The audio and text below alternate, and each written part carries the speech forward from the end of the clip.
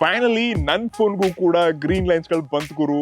ಇದ್ಯಾವುದೋ OnePlus phone ಅಲ್ಲ, ನಾನು ಯಾವುದೇ ಸಾಫ್ಟ್ವೇರ್ ಅಪ್ಡೇಟ್ ಕೂಡ ಮಾಡಿಲ್ಲ. ಬಟ್ ಕೆಲವೊಂದು ಚಿಕ್ಕ ಪುಟ್ಟ ತಪ್ಪುಗಳನ್ನ ಮಾಡಿದೀನಿ. ಹೋಪ್ಫುಲಿ ಅದಕ್ಕೆ ಈ ಗ್ರೀನ್ ಲೈನ್ಸ್ ಗಳು ಇವಾಗ ಬಂತ ಅನ್ಕೋತೀನಿ. ಸೊ ಸೇಮ್ ನಿಮಗೂ ಇಂತಹದೇ ಪ್ರಾಬ್ಲಮ್ ಆಗಬಾರ್ದು, ಇದರಲ್ಲಿ ಸಿಕ್ಕಾಕೊಳ್ಬಾರದಪ್ಪ ಅಂತಂದ್ರೆ ನಾನು ಕೆಲವೊಂದು ರಿಸರ್ಚ್ ಮಾಡ್ಬಿಟ್ಟು ಲೈಕ್ ನಾನು ಇಡೀ ಎಲ್ಲ ಸ್ಮಾರ್ಟ್ ಫೋನ್ ಕಂಪ್ನಿ ಬ್ರಾಂಚ್ ಗಳಿಗೆ ಕಾಲ್ ಮಾಡ್ಬಿಟ್ಟು ಸರ್ವಿಸ್ ಅಲ್ಲಿ ಯಾವ ರೀತಿ ಇದೆ, ಗ್ರೀನ್ ಲೈನ್ಸ್ ಬಂದ್ರೆ ಇದಕ್ಕೆ ವಾರಂಟಿ ಹೇಗೆ ಕ್ಲೇಮ್ ಆಗತ್ತೆ, ಔಟ್ ಆಫ್ ವಾರಂಟಿ ಇದ್ರೆ ಕೆಲಸ ಆಗತ್ತಾ, ಡ್ಯಾಮೇಜು ಮತ್ತು ಆಕ್ಚುಯಲ್ ಆಗಿ ಈ ಗ್ರೀನ್ ಲೈನ್ಸ್ ಗಳು ಅಂದ್ರೆ ಏನು, ಇದು ಹೇಗ್ ಬರುತ್ತೆ, ಯಾಕೆ ಬರುತ್ತೆ, ಇದ್ರಿಂದ ರೀಸನ್ಸ್ ಎಲ್ಲ ಈ ವಿಡಿಯೋನಲ್ಲಿ ಇನ್ ಡೆಪ್ತ್ ಆಗಿ ತಿಳಿಸಿದ್ದೀನಿ. ಮೊದಲನೇದಾಗಿ ನಮ್ ಜನ like green line issue, display problems ಎಲ್ಲ ಅಂದ ತಕ್ಷಣ ಎಲ್ರಿಗೂ OnePlus ಮಾತ್ರ ನೆನಪಾಗತ್ತೆ. ತುಂಬಾ ಜನ ನನ್ನ ಫೋನ್ ಸ್ಯಾಮ್ಸಂಗ್ ಇದೆ, ನನ್ನ ಫೋನ್ ವಿವೋ ಇದೆ, ನಮ್ಗೆಲ್ಲ ಬರಲ್ಲ ಬಿಡು, ಹೊಸ ಫೋನ್ ಇದೆ, ವಾರಂಟಿ ಇದೆ, ಹಾಗೆ ಹೀಗೆ ಅಂತ ಅನ್ಕೊಂಡಿದ್ದಾರೆ.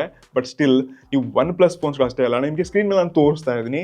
ಟ್ವಿಟರ್ ಈ ರೀತಿ ಸರ್ಚ್ ಮಾಡಿದ ತಕ್ಷಣ ನೀವು ಇಲ್ಲಿ ವಿವೋ ಫೋನ್ಸ್ಗಳು ನೋಡ್ಕೊಳ್ಳಿ, ಬೇಜಾನ ಆಪ್ಷನ್ಸ್ಗಳಿದೆ. ಎಲ್ರಿಗೂ ಗ್ರೀನ್ ಲೈನ್ಸ್ಗಳು ಬಂದಿದೆ. ಅಪ್ಡೇಟ್ ಮಾಡಿದಾಗ, ಬಿದ್ದಾಗ, ಕೆಳಗೆ ಎದ್ದಾಗ, ನೀರಲ್ಲಿ ಬಿದ್ದಾಗ ಎಲ್ಲ ಪ್ರಾಬ್ಲಮ್ಸ್ಗಳಿದೆ. ಸೇಮ್ ಇದೇ ರೀತಿಯಾಗಿ ನೀವು ಸ್ಯಾಮ್ಸಂಗ್ ಫೋನ್ಸ್ಗಳು ನೋಡ್ಕೋಬಹುದು. Oppo, Realme, iQOO, Motorola, Redmi, Infinix, even Apple ಜೊತೆಗೆ ನಥಿಂಗ್ ಫೋನ್ಸ್ಗಳು ರೀಸೆಂಟ್ಲಿ ಲಾಂಚ್ ಆಗಿದೆ. ಅದರಲ್ಲೂ ಕೂಡ ಗ್ರೀನ್ ಲೈನ್ಸ್ಗಳಿವೆ. ಇದರರ್ಥ ನೀವು ಯಾವುದೇ ಬ್ರ್ಯಾಂಡ್ ಫೋನ್ ಯೂಸ್ ಮಾಡಿ, ಇವತ್ತಿಲ್ಲ ನಾಳೆ ನಿಮ್ಮ ಫೋನ್ಸ್ಗೂ ಗ್ರೀನ್ ಲೈನ್ಸ್ ಬಂದೇ ಬರುತ್ತೆ, ನೀವು ಸೆಕ್ಯೂರ್ ಆಗಿ ಯೂಸ್ ಮಾಡಿಲ್ಲ ಅಂದರೆ. ಸೊ ಡೆಫಿನೆಟ್ಲಿ ನಾನು ಹೇಳ್ತಾರಂತ ಕೆಲವೊಂದು ಟಿಪ್ಸ್ಗಳನ್ನ ನೀವು ಫಾಲೋ ಮಾಡಿದ್ರಿ ಅಂತಂದರೆ ನೀವು ಬಚಾವ್ ಆಗ್ತೀರಾ, ಇಲ್ಲಾಂದರೆ ನಿಮಗೂ ಇವತ್ತಿಲ್ಲ ನಾಳೆ ದುಡ್ಡು ಹಾಕೋ ಪರಿಸ್ಥಿತಿ ಬಂದರೂ ಬರ್ಬೋದು. ಹಾಗಾದರೆ ನೀವು ಕೇಳ್ಬೋದು, ಈ ಗ್ರೀನ್ ಲೈನ್ ಇಶ್ಯೂ ಅಂದರೆ ಏನು, ಇದು ಹೇಗೆ ಬರುತ್ತೆ, ಯಾಕೆ ಬರುತ್ತೆ, ಮತ್ತು ಇದರಿಂದ ರೀಸನ್ಸ್ ಕೇಳಿದ್ರು. ಸುಮ್ಮನೆ ಯಾಕಪ್ಪ ಇದು ನಮ್ಮ ಫೋನ್ಸ್ಗಳಿಗೆ ಬಂದು ಸಿಕ್ಕಾಕೊಳ್ತೀವಿ ಅಂತ ಕೇಳಿದ್ರೆ ಎಸ್ಲಿ ಇದಕ್ಕೆ ತುಂಬ ಮಲ್ಟಿಪಲ್ ರೀಸನ್ಸ್ಗಳಿದೆ. ತುಂಬ ಜನ ಈ ಫೋನ್ಸ್ಗಳು ಜಾಸ್ತಿ ಅಪ್ಡೇಟ್ ಮಾಡಿದ್ರೆ, ಸಾಫ್ಟ್ವೇರ್ ಅಪ್ಡೇಟ್ ಮಾಡಿದ್ರೆ ಈ ಪ್ರಾಬ್ಲಮ್ ಬರ್ತಿದೆ ಅಂತ ಹೇಳ್ತಿದ್ದಾರೆ. ಬಟ್ ನನ್ನ ಪ್ರಕಾರ ಇಲ್ಲಿ ಟಾಪ್ 3 ರೀಸನ್ಸ್ಗಳಿದೆ.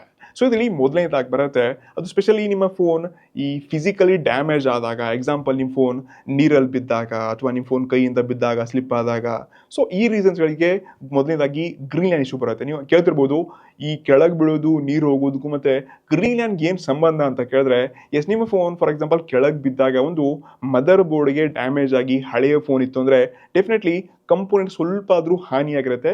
ಇದಕ್ಕಿಂತ ಜಾಸ್ತಿ ಡ್ಯಾಮೇಜ್ ಆಗೋದು ನಿಮ್ಮ ಫೋನ್ ಒಳಗಡೆ ನೀರು ಹೋದಾಗ ಡೈರೆಕ್ಟ್ಲಿ ಅದು ಮದರ್ ಬೋರ್ಡ್ಗೆ ಅಟ್ಯಾಚ್ಡ್ ಇರುತ್ತೆ. ಅಲ್ಲಿ ನೀರು ಹೋಗ್ಬಿಟ್ಟು ಕೆಲವೊಂದು ಕಂಪೋನೆಂಟ್ಸ್ಗಳು ಹಳೇದಾಗಿರುತ್ತೆ. ಅಲ್ಲಿ ಸ್ವಲ್ಪ ಇಶ್ಯೂ ಮಾಡಿದ್ರೂ ಕೂಡ ಮೇನ್ ಕರೆಂಟ್ ಸಪ್ಲೈ ಮತ್ತು ಈ ಡಿಸ್ಪ್ಲೇ ನಡುವಿನಂಥ ಕನೆಕ್ಷನ್ ಇರುತ್ತೆ ನೋಡಿ, ಇದ್ರ ಮಧ್ಯದಲ್ಲಿ ಏನಾದರೂ ಚಿಕ್ಕ ಪುಟ್ಟ ಇಶ್ಯೂ ಆಯಿತು ಅಂದರೂ ಕೂಡ ಡೆಫಿನೆಟ್ಲಿ ಇದು ಅಫೆಕ್ಟ್ ಆಗೋದು ನಿಮ್ಮ ಸ್ಮಾರ್ಟ್ಫೋನ್ ಡಿಸ್ಪ್ಲೇ ಮೇಲೆ. ಸೊ ಹೀಗಾಗಿ ಇಲ್ಲಿ ಗ್ರೀನ್ ಲೈನ್ಸ್ಗಳು ಇನ್ಸ್ಟಂಟ್ ಆಗಿ ಬರಲ್ಲ. ಬಟ್ ನಿಮ್ಮ ಫೋನ್ ಯಾವಾಗ ನೀರಲ್ಲಿ ಬಿದ್ದು 2 ತಿಂಗಳಾಗಿರಲಿ, 3 ತಿಂಗಳಾಗಿರಲಿ, ಅಥವಾ ವರ್ಷಗಳ ನಂತರ ಕೂಡ ನಿಮ್ಮ ಫೋನ್ ಯಾವಾಗ ಜಾಸ್ತಿ ಟೆಂಪ್ರೇಚರ್ ಜಾಸ್ತಿ ಇರುತ್ತೆ ನೋಡಿ, ಆವಾಗ ಈ ಗ್ರೀನ್ ಲೈನ್ ಹುಟ್ಕೊಳ್ಳುತ್ತೆ. ಇನ್ನು ಇದರಲ್ಲೇ ಎರಡನೇದಾಗಿ ಬರುತ್ತೆ ಈ ಬ್ರ್ಯಾಂಚ್ಗಳ ಕಂಜ್ಯೂಸಿ ಮತ್ತು ಕ್ವಾಲಿಟಿ ಕಾಂಪ್ರಮೈಸ್ ಅಂತ ಕರಿಬೋದು. ಎಸ್, ನಿಮಗೆ ಎಕ್ಸಾಂಪಲ್ ಕೊಡ್ತೀನಿ ನಾನು. ಸದ್ಯಕ್ಕೆ ನಿಮಗೆ 2-3 ವರ್ಷಗಳ ಹಿಂದೆನೇ ನಾವು ಆಮ್ಲೆ ಡಿಸ್ಪ್ಲೇ ಫೋನ್ ಹುಡುಕೋಕೆ ಹೋದ್ರೆ 25 30,000 ರೂಪಾಯಿ ಮೇಲೆ ಹುಡುಕ್ತಿದ್ವಿ. ಬಟ್ ಇವಾಗ ನಿಮ್ಮ ಮಾರ್ಕೆಟ್ಲಿ 10,000 ರೂಪಾಯಿ ಕೂಡ ಆಮ್ಲೆ ಡಿಸ್ಪ್ಲೇ 120 Hz ಅದು ಇದು ಎಲ್ಲ ಕಡೆ ನೋಡ್ತಾ ಇದ್ವಿ. ಇಲ್ಲಿ ಒಂಥರ ಕ್ರಾಸ್ ಕಟ್ಟಿಂಗ್ ಆಗಿದೆ. ಇಲ್ಲಿ ಕೂಡ ಒಂದು ಚಿಕ್ಕ ಎಕ್ಸಾಂಪಲ್ ಕೊಡ್ತೀನಿ. ಫಾರ್ ಎಕ್ಸಾಂಪಲ್ ಮಾರ್ಕೆಟ್ಲಿ ಸ್ಯಾಮ್ಸಂಗ್ ಅವರು ಆಮ್ಲೆಡ್ ಡಿಸ್ಪ್ಲೇಗಳನ್ನ ಎಲ್ರಿಗೂ ಇವರೇ ಸೇಲ್ ಮಾಡ್ತಾರೆ. ಜಾಸ್ತಿ ಬ್ರ್ಯಾಂಡ್ಸ್ಗಳು ಇವ್ರ ಕಡೆಯಿಂದನೇ ಪರ್ಚೇಸ್ ಮಾಡುತ್ತೆ. ಇಲ್ಲಿ ಸ್ಯಾಮ್ಸಂಗ್ ಅವರ ಒರಿಜಿನಲ್ ಒಂದು ಆಮ್ಲೆಡ್ ಡಿಸ್ಪ್ಲೇ ಬೆಲೆ 1,000 ರೂಪಾಯಿ ಅಂತ ಅನ್ಕೊಳ್ಳಿ. ನಾನೊಂದು 10,000 ಫೋನ್ ಮ್ಯಾನುಫ್ಯಾಕ್ಚರ್ ಮಾಡಿದ್ದೀನಿ, ನಂದೇ ಒಂದು ಬ್ರ್ಯಾಂಡ್ ಇದೆ. ಸೊ ಸ್ಯಾಮ್ಸಂಗ್ ಹತ್ರ ನಾನು ಹೋಗ್ತೀನಿ, ನನಗೊಂದು 10,000 ಡಿಸ್ಪ್ಲೇ ಬೇಕು, ಮತ್ತು ನನ್ನ ಬಜೆಟ್ ನಿಮ್ಮ 1,000 ರೂಪಾಯಿ ಬಜೆಟ್ ಇಲ್ಲ, ನನಗೆ 200-300 ರೂಪಾಯಿ ನೀವೇನೋ ಅಡ್ಜಸ್ಟ್ ಮಾಡಿ ಒಂದು ಡಿಸ್ಪ್ಲೇ ಕೊಡಬೇಕು ಅಂತ ಹೀಗೆ ಕೇಳ್ಕೊಂಡಾಗ ಸ್ಯಾಮ್ಸಂಗ್ ಇನ್ಸ್ಟೆಂಟ್ಲಿ ರೆಡಿ ಆಗಿಬಿಟ್ಟು ಏನೋ ಮ್ಯಾನೇಜ್ ಮಾಡಿಬಿಟ್ಟು ಒಂದು ಕ್ವಾಲಿಟಿ ಲೆವೆಲ್ ಅನ್ನೋ ಹಾಗೆ ಒಂದು ನನಗೆ ಆಮ್ಲೆಡ್ ಡಿಸ್ಪ್ಲೇನ ಕೊಡ್ತಾರೆ. ಸೊ ಇದನ್ನೇ ಎತ್ತಾಕೊಂಡು ನಾನು ಒಂದು ಹೊಸ ಆಮ್ಲೆಡ್ 120 Hz ಅಂತ ಹೇಳ್ಬಿಟ್ಟು ಹೈಪ್ ಮಾಡಿ ಮಾರ್ಕೆಟ್ಲಿ ತೊಗೊಂಡು ಬರ್ತೀನಿ. ಆಬ್ವಿಯಸ್ಲಿ ಇವತ್ತಿಲ್ಲ ನಾಳೆ ಈ 2-3 ವರ್ಷಗಳ ನಂತರ ಅಥವಾ ನೀವು ತೊಗೊಂಡು 2ನೇ ದಿವಸಕ್ಕೆ ಈ ಪ್ರಾಬ್ಲಮ್ಸ್ಗಳು ಒಂದೊಂದೇ ಆಗತ್ತೆ ನೋಡಿ ಮಾರ್ಕೆಟ್ಲಿ. ಇದಕ್ಕೆ ಇದೇ ರೀಸನ್ಸ್ ಅಂತ ಹಾಕ್ಬೋದು. ಇನ್ನು ಎರಡನೇದಾಗಿ ನೀವು ಬೇರೆ ಮಲ್ಟಿಪಲ್ ಫೋನ್ಸ್ಗಳ ಬ್ರ್ಯಾಂಡ್ಸ್ಗಳಿಗೆ ಹೋಗಿ, ಇವಾಗ ಟೆಕ್ನೋ ಆಗಿರಲಿ ಅಥವಾ ಐಟೆಲ್ ಆಗಿರಲಿ, ಇನ್ಫಿಕ್ಸ್ ಆಗಿರಲಿ, ಇವರೆಲ್ಲ ಒಂದೇ ಬ್ರ್ಯಾಂಡ್ಸ್ಗಳು. ಸೊ ಇವ್ರ ಕಾಂಪೊನೆಂಟ್ಸ್ನ ಇವ್ರು ತೊಗೊಳ್ತಾರೆ, ಇವ್ರ ಕಾಂಪೊನೆಂಟ್ಸ್ನ ಇವ್ರು ತೊಗೊಳ್ತಾರೆ. ಹೆಸರು ಮತ್ತು ಈ ಮೇಲಿನ ಫ್ರೇಮ್ಸ್ ಏನಿರುತ್ತೆ ಅದನ್ನ ಚೇಂಜ್ ಮಾಡಿದ್ರೆ ಇದು ಹೊಸ ಬ್ರ್ಯಾಂಡ್. ಇದ್ರ ಜೊತೆಗೆ ಸೇಮ್ ನಾನು ರೆಡ್ಮಿ ಮತ್ತು ಪೋಕೋನ ಕೂಡ ಎಕ್ಸಾಂಪಲ್ ತಗೋತಾ ಇದ್ದೀನಿ. ಈ ರೆಡ್ಮಿನವರು ಅವ್ರ ಪಾಡಿಗೆ ಅವರು ಒಂದು ಒಳ್ಳೆ ಫೋನ್ಸ್ಗಳು, ಒಳ್ಳೆ ಸ್ಪೆಸಿಫಿಕೇಶನ್ ತೊಗೊಂಬಂದ್ರೆ ಸೇಮ್ ಇದೇ ಕಾಂಪೊನೆಂಟ್ಸ್, ಇದನ್ನೇ ಫೋನ್ ಎಲ್ಲ ಎತ್ತಾಕೊಂಡು ಇವರು ಮೇಲಿನ ಕಾಂಪೊನೆಂಟ್ಸ್ನ ಚೇಂಜ್ ಮಾಡಿಬಿಟ್ಟು ರೆಡ್ಮಿಗಿಂತ 1,000 ರೂಪಾಯಿ 2,000 ರೂಪಾಯಿ ಕಮ್ಮಿ ಮಾಡಿಬಿಟ್ಟು 12-13,000 ರೂಪಾಯಿಗೆ ಬೆಂಕಿ ಫೋನ್ ಹಂಗೆ ಅಂತ ಹೇಳ್ಬಿಟ್ಟು ಪೋಕೋನವರು ತಮ್ಮ ಸ್ಟ್ರಾಟಜಿ ಮತ್ತು ಮಾರ್ಕೆಟನ್ನು ಇವರು ಹೈಪಾಗಿ ಹುಡ್ಸ್ತಿದ್ದಾರೆ. ಸೊ ರೀಸೆಂಟ್ಲಿ ನಿಮ್ಗೆ ಗೊತ್ತಿರ್ಬೋದು, ಪೋಕೋ ಫೋನ್ಸ್ಗಳಲ್ಲೇ ಲೈಕ್ ಮದರ್ ಬೋರ್ಡ್ಸ್ಗಳು ತುಂಬಾ ಡೆಡ್ ಆಗಿತ್ತು. ಸೊ ಇಂತಹದೇ ರೀಸನ್ಸ್ ಇರುತ್ತೆ. ಕ್ರಾಸ್ ಕಟಿಂಗ್ ಮತ್ತು ಕ್ವಾಲಿಟಿನಲ್ಲಿ ಈ ಬ್ರ್ಯಾಂಡ್ಸ್ಗಳು ಕಾಂಪ್ರಮೈಸ್ ಮಾಡಿದಾಗ ಈ ಪ್ರಾಬ್ಲಮ್ಸ್ಗಳು ಜಾಸ್ತಿ ಆಗತ್ತೆ. ಇನ್ನು ಕೊನೆಯದಾಗಿ ಮೂರನೇ ಪಾಯಿಂಟ್, ಇದು ಮೇನ್ ರೀಸನ್. ಎಲ್ಲರೂ ಸಾಫ್ಟ್ವೇರ್ ಅಪ್ಡೇಟ್ ಇಂದಾನೆ ಈ ಗ್ರೀನ್ ಲೈನ್ಸ್ಗಳು ಜಾಸ್ತಿ ಬರುತ್ತೆ. ಎಲ್ಲ ಕಡೆ ನಾವು ಇದನ್ನೇ ನೋಡ್ಕೊಂಡಿದ್ವಿ. ಬಟ್ ಇದು ನನ್ನ ಪ್ರಕಾರ ನಮ್ಮ ತಪ್ಪು ಕಲ್ಪನೆ ಅಂತ ಅನ್ಕೋತೀನಿ. ಸಾಫ್ಟ್ವೇರ್ ಅಪ್ಡೇಟ್ ಮಾಡಿದ್ರೇನೆ ಗ್ರೀನ್ ಲೈನ್ ಬರುತ್ತೆ ಅಂತ ನೀವು ಇದನ್ನ ನಂಬಕ್ ಹೋಗ್ಬೇಡಿ. ನಾನು ನಿಮಗೆ ಇಲ್ಲಿ ಸ್ಟ್ರಾಂಗ್ ರೀಸನ್ಸ್ಗಳು ಕೊಡ್ತಿದ್ದೀನಿ. ಫಾರ್ ಎಕ್ಸಾಂಪಲ್, ನಿಮ್ಮ ಹತ್ರ ರೆಡ್ಮಿ ನೋಟ್ 13 ಇದೆ, ನನ್ನ ಹತ್ರ ರೆಡ್ಮಿ ನೋಟ್ 13 ಇದೆ, ಇನ್ನೊಂದು 10-15 ಜನರ ಹತ್ರ ರೆಡ್ಮಿ ನೋಟ್ 13 ಇದೆ ಅಂತ ಅನ್ಕೊಡಿ. ಯಾವಾಗ ಬ್ರ್ಯಾಂಡ್ಸ್ಗಳು ಹೊಸ ಅಪ್ಡೇಟ್ ಬಿಡತ್ತೆ ನೋಡಿ, ಯಾವಾಗ ನೀವು ಅಪ್ಡೇಟ್ ಮಾಡಿದ್ರೆ ನಾನು ಮಾಡ್ತೀನಿ, ಉಳಿದಿರೋ 10-12 ಜನ ಕೂಡ ಅಪ್ಡೇಟ್ ಮಾಡ್ತಾರೆ.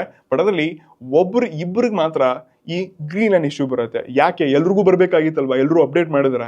ಸೊ ಇದರಿಂದ ಇರುವಂಥ ರೀಸನ್, ನೀವು ಫೋನ್ಸ್ಗಳನ್ನ ಹೇಗೆ ಯೂಸ್ ಮಾಡ್ತಿದ್ದೀರಾ, ಎಷ್ಟು ಹಾರ್ಡಾಗಿ ಯೂಸ್ ಮಾಡ್ತಿದ್ದೀರಾ, ನೀವು ನೀರಲ್ಲಿ ಚಳಿದ್ದೀರಾ, ಕೆಳಗೆ ಬಿದ್ದಿದೆಯಾ, ಡ್ಯಾಮೇಜ್ ಆಗಿದೆಯಾ, ನಿಮ್ಮ ಕಂಪೋನೆಂಟ್ಸ್ಗಳು ಸರಿಯಾಗಿದೆಯಾ, ಇದು ತುಂಬ ಮ್ಯಾಟ್ರ್ ಆಗುತ್ತೆ.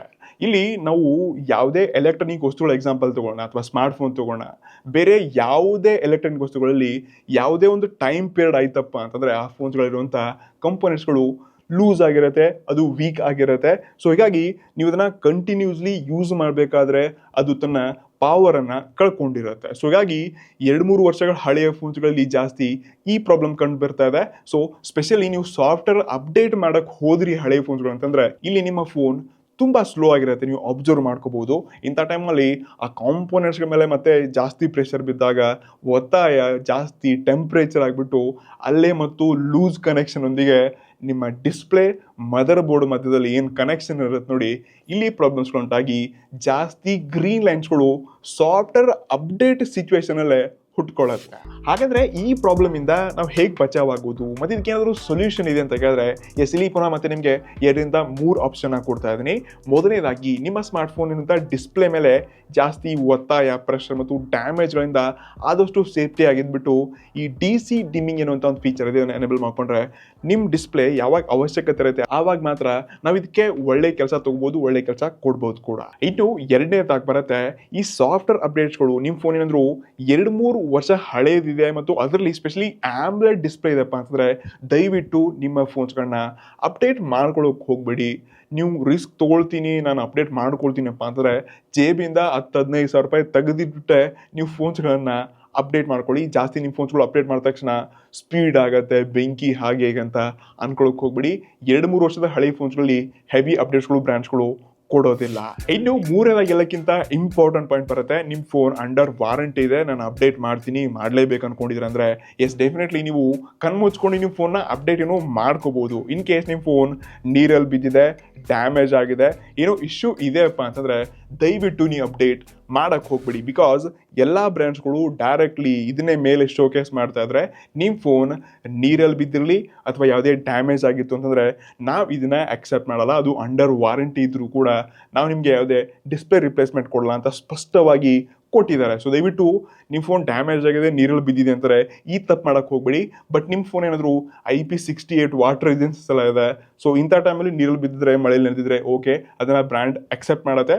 ಬಟ್ ನೀವು ಸ್ವಲ್ಪ ಯೋಚನೆ ಮಾಡಿಬಿಟ್ಟೆ ಅಪ್ಡೇಟ್ ಮಾಡ್ಕೊಳ್ಳಿ. ಹಾಗಾದರೆ ಕೊನೆಯದಾಗಿ ನೀವು ವೇಟ್ ಮಾಡ್ತಿರ್ಬೋದು, ಯಾವ್ಯಾವ ಬ್ರ್ಯಾಂಡ್ಸ್ಗಳು ಯಾವ್ಯಾವ ರೀತಿ ಸರ್ವಿಸ್ ಕೊಡ್ತಿದೆ. ನನ್ನ ಫೋನ್ ಡ್ಯಾಮೇಜ್ ಆಗಿದೆ, ವಾರಂಟಿ ನಡೆಯುತ್ತೆ, ವಾರಂಟಿ ಇಲ್ಲ, ಕೆಲವೊಂದು ಬ್ರ್ಯಾಂಡ್ಸ್ಗಳು ಫ್ರೀ ಆಗೇ ಮಾಡಿಕೊಡ್ತಾ ಇದೆ, ಔಟ್ ಆಫ್ ವಾರಂಟಿ ಇದ್ರೂ ಕೂಡ ಗ್ರೀನ್ ಲೈನ್ ಇಶ್ಯೂಸ್ಗಳನ್ನು ಫಿಕ್ಸ್ ಮಾಡ್ತಾ ಇದ್ದಾರೆ. ಸೊ ಎಲ್ಲ ಬ್ರ್ಯಾಂಡ್ಸ್ಗಳ ಲಿಸ್ಟ್ ನನ್ನ ಹತ್ರ ಇದೆ. ನಾನು ಎಲ್ಲ ಬ್ರ್ಯಾಂಡ್ಸ್ಗಳಿಗೆ ಕಾಂಟ್ಯಾಕ್ಟ್ ಮಾಡಿಬಿಟ್ಟು ಡೀಟೇಲ್ಸ್ಗಳನ್ನ ತಗೊಂಡಿದ್ದೀನಿ, ಯಾವ್ದು ಫ್ರೀ ಆಗುತ್ತೆ, ಯಾವುದಾಗಲ್ಲ, ಎಲ್ಲವನ್ನ ಒಂದೊಂದೇ ತಿಳಿಸ್ತೀನಿ. ಇದರಲ್ಲಿ ಮೊದಲಾಗಿ ಬರುತ್ತೆ ಸ್ಯಾಮ್ಸಂಗ್ ಅವರು ಒಂದು ಒಳ್ಳೆ ಆಫರ್ ಕೊಟ್ಟಿದ್ರು. ಸ್ಕ್ರೀನ್ ಮೇಲೆ ಕಾಣಿಸ್ತಾ ಇರುವಂಥ ಈ ಎಲ್ಲ ಫೋನ್ಸ್ಗಳಿಗೆ ಬರೋಬ್ಬರಿ ಅವರು ಏಪ್ರಿಲ್ ತಿಂಗಳ ತನಕ ಮಾತ್ರ 1 ಟೈಮ್ ಸ್ಕ್ರೀನ್ ರಿಪ್ಲೇಸ್ಮೆಂಟ್ ಕೊಡಿದ್ರು. ಇಲ್ಲಿ ಕೂಡ terms and condition, phone damage ಆಗಿರ್ಬಾರ್ದು, ನೀರು ಹೋಗಿರ್ಬಾರ್ದು, ಇದನ್ನೆಲ್ಲ ಹೇಳ್ತಾ ಇದ್ದಾರೆ. ಇದ್ರ ಜೊತೆಗೆ ಸ್ಯಾಮ್ಸಂಗ್ ಅವರು ವಾರಂಟಿ ಸೀರೀಸಲ್ಲಿ ಇನ್ನು ವಾರಂಟಿ ಇತ್ತಪ್ಪ ಅಂದರೆ M ಸೀರೀಸ್ ಆಗಿರಲಿ, A ಸೀರೀಸ್ ಆಗಿರಲಿ, ಯಾವುದೇ ಫೋನ್ಸ್ಗಳು ಇತ್ತಂದರೆ ನಿಮಗೆ 1 ಟೈಮ್ ಇಲ್ಲಿ ಕೂಡ ಸ್ಕ್ರೀನ್ ರಿಪ್ಲೇಸ್ಮೆಂಟ್ನ ಮಾಡಿಕೊಡ್ತಿದ್ದಾರೆ. ಇನ್ನು ಉಳಿದ ಬ್ರ್ಯಾಂಡ್ಸ್ಗಳಲ್ಲಿ ವಿವೋ, ಓಪೋ ಮತ್ತು ಮೋಟೋರೋಲಾ ಆಗಿರಲಿ, ನಥಿಂಗ್ ಆಗಿರಲಿ, ಇನ್ನಿತರ ಈ ಬೇರೆ ಬ್ರ್ಯಾಂಡ್ಸ್ಗಳೇನಿದೆ ನೋಡಿ, ಇವರು ಕೂಡ ಅಂಡರ್ ವಾರಂಟಿನಲ್ಲಿ ತಮ್ಮ ಸ್ಕ್ರೀನ್ನ ರಿಪ್ಲೇಸ್ಮೆಂಟ್ ಮಾಡಿಕೊಡ್ತಿದ್ದಾರೆ. ಜೊತೆಗೆ ಅಂಡರ್ ವಾರಂಟಿ ಇದ್ರೂ ಕೂಡ ಕೆಲವೊಂದು ಜನ 1 ವರ್ಷ ಕೊಡ್ತಾ ಇದ್ದಾರೆ, ಔಟ್ ಆಫ್ ವಾರಂಟಿ ಇದ್ರೂ ಕೂಡ 1 ವರ್ಷದ ಒಳಗಡೆ ವಿತೌಟ್ ಡ್ಯಾಮೇಜ್, ವಿತೌಟ್ ಲಿಕ್ವಿಡ್ ಡ್ಯಾಮೇಜಿಂದ ಯಾವುದೇ ಪ್ರಾಬ್ಲಮ್ಸ್ಗಳಿಲ್ಲಾಗಿತ್ತು, ಸ್ಕ್ರೀನ್ ಮೇಲೆ ಡೆಂಟ್ ಇರಲಿಲ್ಲ ಅಂತಂದರೆ ಇವರು ಕೂಡ ಫ್ರೀ ಆಗಿ ವಿವೋನೆಲ್ಲ ಸ್ಕ್ರೀನ್ ರಿಪ್ಲೇಸ್ಮೆಂಟ್ನ ಮಾಡಿಕೊಡ್ತಿದ್ದಾರೆ. ಆದರೆ ಯಾವಾಗ ಈ ಇನ್ಫಿನಿಕ್ಸ್ ಮತ್ತು ಟೆಕ್ನೋ ಇವ್ರಿಗೆಲ್ಲ ನಾನು ಫೋನ್ ಮಾಡಿದೆ, ಇವರು ಲೈಕ್ ನೀವು ಸರ್ವಿಸ್ ಸೆಂಟರ್ಗೆ ಬಂದೇ ಭೇಟಿ ನೀಡಿ, ನಾವು ಆ್ಯಕ್ಚುಲಾಗಿ ನಿಮಗೆ ಫ್ರೀಯಾಗಿ ಮಾಡಿಕೊಡ್ತೀವಿ. ಬಟ್ ಸರ್ವಿಸ್ ಸೆಂಟರ್ಗೆ ನೋಡಿಬಿಟ್ಟು ನಾವು ಚೆಕ್ ಮಾಡಿಬಿಟ್ಟು ಇದನ್ನು ನೋಡಬೇಕು ಅಂತ ಚೆಕ್ ಮಾಡಬೇಕಂತ ತಿಳಿಸಿದ್ದಾರೆ. ಬಟ್ ಇವರು ಕೂಡ ಫ್ರೀಯಾಗಿ ಕೊಡಲೇಬೇಕು, ಬಿಕಾಸ್ ವಾರಂಟಿ ಇರಲಿ ಮತ್ತು ಏನೂ ಡ್ಯಾಮೇಜ್ ಆಗಿಲ್ಲ ಅಂತಂದರೆ ಯಾವುದೇ ಬ್ರ್ಯಾಂಡ್ ಇದ್ರೂ ಕೂಡ, ಇವನ್ ಆ್ಯಪಲ್ ಇದ್ರೂ ಕೂಡ ಅವ್ರು ಫ್ರೀಯಾಗಿ ಮಾಡಲೇಬೇಕು ಮತ್ತು ಮಾಡಿಕೊಡ್ತಾರೆ ಕೂಡ. ಇನ್ನು ಕೊನೆಯದಾಗಿ ಬರುತ್ತೆ ಒನ್ ಪ್ಲಸ್ಸಲ್ಲೇ ಜಾಸ್ತಿ ಪ್ರಾಬ್ಲಮ್ಸ್ಗಳಾಗ್ತಿದೆಯಲ್ಲ. ಇಲ್ಲಿ ರೀಸೆಂಟ್ಲಿ ಮದರ್ ಬೋರ್ಡ್ ಜಾಸ್ತಿ ಆಗಿತ್ತು, ಅದಕ್ಕಿಂತ ಮುಂಚೆ ಗ್ರೀನ್ ಲೆನ್ಸ್ಗಳು ಬಂದಿತ್ತು. ಬಟ್ ಇಲ್ಲಿ ಒನ್ ಪ್ಲಸ್ ಆ ರೀತಿ ಕಸ್ಟಮರ್ನ ಅಂಡರ್ಸ್ಟ್ಯಾಂಡ್ ಮಾಡ್ಕೊಳ್ತಾ ಇದ್ದಾರೆ. ಸೊ ಇವರು ಲೈಫ್ ಟೈಮ್ ಈ ಸೆಲೆಕ್ಟೆಡ್ ಫೋನ್ಸ್ಗಳು ಏನು ನೋಡ್ಕೊಳ್ತಾ ಇದ್ದಾರೆ, ಈ ಫೋನ್ಸ್ಗಳಿಗೆ ಒನ್ ಪ್ಲಸ್ನ ಎಲ್ಲ ಫೋನ್ಸ್ಗಳು ನಿಮಗೆ ಲೈಫ್ ಟೈಮ್ ಫ್ರೀಯಾಗಿ ನಿಮ್ಮ ಸ್ಕ್ರೀನ್ ರಿಪ್ಲೇಸ್ಮೆಂಟ್ನ ಇವರು ಮಾಡಿಕೊಡ್ತೀವಿ ಅಂತ ಭರವಸೆ ಕೊಟ್ಟಿದ್ದಾರೆ. ಸೊ ಇದು ಒಂದು ಒಳ್ಳೆಯ ವಿಚಾರ. ಬಟ್ ಜನಕ್ಕೆ ಪ್ರಾಬ್ಲಮ್ ಅಲ್ವಾ, ಲೈಕ್ ಇವಾಗ ಇವ್ರು ಫೋನ್ ತೊಗೊಂಡೋದ ತಕ್ಷಣ ಲೈಕ್ ಇಷ್ಟು ದಿವಸ ಬೇಕು, ಇಷ್ಟೊಂದು ಟೈಮ್ ಬೇಕು, 15 ದಿವಸ 20 ದಿವಸ ಅನ್ನೋಕ್ಕೆ ಸ್ಟಾರ್ಟ್ ಮಾಡೋದು ಅಂದರೆ ಇದು ತುಂಬ ಪ್ರಾಬ್ಲಮ್ ಆಗುತ್ತೆ. ಹೀಗಾಗಿ ಇವರು ಮತ್ತೆ ಪುನಃ ಒನ್ ಪ್ಲಸ್ ಅವರು ಈ 8 ಸೀರೀಸ್, ಒನ್ ಪ್ಲಸ್ 8 ಸೀರೀಸ್ ಮತ್ತು 9 ಸೀರೀಸ್ ಏನಿದೆ ಇದಕ್ಕೆ ಸ್ಪೆಷಲಿ ಡಿಸ್ಪ್ಲೇಗಳ ಶಾರ್ಟೇಜ್ ಆಗೋ ಕಾರಣಕ್ಕೆ ಇವರು ತಮ್ಮ ಬೋನಸ್ ಮತ್ತು ಏನೋ ಕೂಪನ್ಸ್ಗಳನ್ನ ಕೊಟ್ಬಿಟ್ಟು ಒನ್ ಪ್ಲಸ್ 10T ಮತ್ತು ಒನ್ ಪ್ಲಸ್ 11ಗೆ ತೊಗೊಳ್ಳಿಯಪ್ಪ ಅಂತ ಹೇಳ್ಬಿಟ್ಟು 50,000 ರೂಪಾಯಿ ಕ್ಯಾಶ್ ಕೊಟ್ಟರೆ, ನೀವು ಫೋನ್ ಕೊಟ್ಟರೆ ನಿಮಗೆ ಹೊಸ ಬ್ರ್ಯಾಂಡೆಡ್ ಫೋನ್ಸ್ಗಳನ್ನೇ ಕೊಡಕ್ಕೆ ಸ್ಟಾರ್ಟ್ ಮಾಡಿದ್ದಾರೆ. ಸೊ ಇದನ್ನ ಕೂಡ ನೀವು ಸ್ಕ್ರೀನ್ ಮೇಲೆ ನೋಡಿ ಅರ್ಥ ಮಾಡ್ಕೋಬಹುದು. ಬಾಕಿ ಒನ್ ಪ್ಲಸ್ಗಳಲ್ಲಿ ಮದರ್ ಬೋರ್ಡೆಲ್ಲ ಇಶ್ಯೂ ಆಯ್ತು ಅಂದರೆ ಇದನ್ನ ಇವರು 30%, 10%, 20% ಡಿಸ್ಕೌಂಟ್ ಕೊಡ್ತಾ ಇದ್ದಾರೆ. ಬಟ್ 50,000-60,000 ರೂಪಾಯಿ ಫೋನ್ ತೊಗೊಂಡು ಮದರ್ ಬೋರ್ಡೇ ಚೇಂಜ್ ಮಾಡಬೇಕಾದ್ರೆ ಆಲ್ಮೋಸ್ಟ್ 42,000 ಕೊಡಬೇಕು. ಅದರಲ್ಲಿ 30% ಆದರೆ ಪುನಃ 20,000-25,000 ರೂಪಾಯಿ ಹಾಕಲೇಬೇಕು. ಇದನ್ನ ಕೂಡ ಒನ್ ಪ್ಲಸ್ ಹೇಗಾದರೂ ಮಾಡಿ ಫಿಕ್ಸ್ ಮಾಡಲಿ. ಜಾಸ್ತಿ ಜನಕ್ಕಾಗಿಲ್ಲ, ಬಟ್ ಪ್ರಾಬ್ಲಮ್ಸ್ ಆದವ್ರಿಗೂ ಬೇಜಾರಾಗೋದಲ್ವಾ, ಇಷ್ಟೊಂದು ದುಡ್ಡು ಕೊಟ್ಟಿದ್ದೀವಿ, ಬ್ರ್ಯಾಂಡಿಂಗ್ ಮಾಡ್ತೀನಿ ಅಂದರೆ ಹೇಗೆ. ಸೊ ಹೀಗೆ ಆಗ್ತಾ ಹೋಯಿತು ಎಲ್ಲ ಬ್ರ್ಯಾಂಡ್ಸ್ಗಳಲ್ಲಿ ಒನ್ ಪ್ಲಸ್ ಥರನೇ ಆಗ್ತಾ ಹೋಯ್ತಪ್ಪ ಅಂದರೆ ತುಂಬ ಕಷ್ಟ ಆಗುತ್ತೆ. ಮತ್ತು ಯಾರು ಇದನ್ನು ಕರೆಕ್ಟಾಗಿ ಸರ್ವಿಸ್ ಕೊಡಲ್ಲ ನೋಡಿ, ಅವ್ರ ಬ್ರ್ಯಾಂಡ್ಸ್ಗಳು ಮುಳುಗೋಗೋದು ಗ್ಯಾರಂಟಿ. ಒಟ್ಟಾರೆ ನಾನು ಈ ಬ್ರ್ಯಾಂಡ್ಸ್ಗಳಿಗೆ ಒಬ್ಬ ಕನ್ಸ್ಯೂಮರ್ ಆಗಿಬಿಟ್ಟು ನನ್ನ ಒಪಿನಿಯನ್ ಏನು ಹೇಳ್ತಿದ್ದೀನಪ್ಪ ಅಂತಂದರೆ, ಎಕ್ಸಾಂಪಲ್ ಒಬ್ಬ ಕಾಮನ್ ಮ್ಯಾನ್ ತುಂಬ ಕಷ್ಟಪಟ್ಬಿಟ್ಟು ಹಾರ್ಡ್ಲಿ ಅರ್ನ್ಡ್ ಮನಿನ ಅವನು ಒಂದು ಸ್ಮಾರ್ಟ್ ಫೋನ್ಗೆ ಇನ್ವೆಸ್ಟ್ಮೆಂಟ್ ಮಾಡ್ತಿದ್ದಾನೆ, ನಿಮ್ಮ ಬ್ರ್ಯಾಂಡ್ ಫೋನ್ ತೊಗೊಳ್ತಿದ್ದಾನೆ, 20,000, 30,000, 40,000 ರೂಪಾಯಿ ಕೊಟ್ಟು ತೊಗೊಳ್ತಿದ್ದಾನೆ.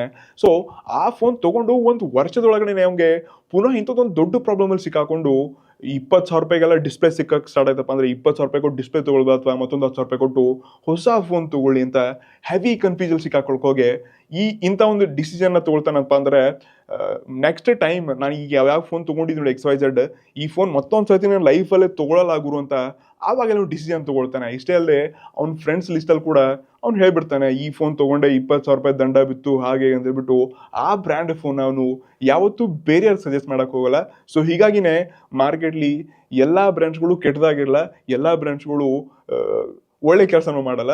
ಸೊ ಅವ್ರವ್ರಿಗೆ ತಕ್ಕ ಆಗಿರುವಂಥ ಎಕ್ಸ್ಪೀರಿಯನ್ಸ್ನ ಅವರು ಹೇಳ್ತಿರ್ತಾರಷ್ಟೇ. ಬಟ್ ನೀವಿಲ್ಲಿ ರಿಸರ್ಚ್ ಮಾಡಿಬಿಟ್ಟು ನಿಮ್ಮ ಹಾರ್ಡ್ಲಿ ಅರ್ನ್ಡ್ ಮನಿನ ಕರೆಕ್ಟ್ ಜಾಗಕ್ಕೆ ಇನ್ವೆಸ್ಟ್ ಮಾಡಿ. ಐ ಹೋಪ್ ನಿಮಗೆ ಇವತ್ತಿನ ವಿಡಿಯೋ ತುಂಬ ಒಳ್ಳೆ ಇನ್ಫಾರ್ಮೇಷನ್ನ ಕೊಟ್ಟಿದೆ ಅಂತ ಅನ್ಕೋತೀನಿ. ಸೊ ಡೆಫಿನೆಟ್ಲಿ ನೀವು ಇದ್ರ ಬಗ್ಗೆ ಕಮೆಂಟ್ ಮಾಡಿ. ನಾವು ತುಂಬ ರಿಸರ್ಚ್ ಮಾಡಿಬಿಟ್ಟು ಇದ್ರ ಬಗ್ಗೆ ಎಲ್ಲ ಡೀಪ್ ಇನ್ಫಾರ್ಮೇಷನ್ನ ನಿಮ್ಮೊಂದಿಗೆ ತಿಳಿಸಿದ್ದೀವಿ. ಇದು ನಿಮ್ಗೆ ಹೇಗೆ ಅನ್ನಿಸ್ತು, ಮುಂದಿನ ವಿಡಿಯೋಗಳಲ್ಲಿ ಯಾವ ಕಂಟೆಂಟ್ ಮತ್ತು ಯಾವುದ್ರ ಬಗ್ಗೆ ತಿಳ್ಕೊಳ್ಳೋಕೆ ಇಷ್ಟಪಡ್ತಿದ್ದೀರ ಅದನ್ನ ಕೂಡ ಕಮೆಂಟ್ ಮಾಡಿ. ಇನ್ನೂ ಅದ್ಭುತ ವಿಡಿಯೋಗಳು ಬರಿದೆ ಸಿಗಂತೆ ಮುಂದಿನ ವಿಡಿಯೋಗಳಲ್ಲಿ. ಎರಡು ಗೈಸ್, ಸಿ ನೆಕ್ಸ್ಟ್ ಒನ್.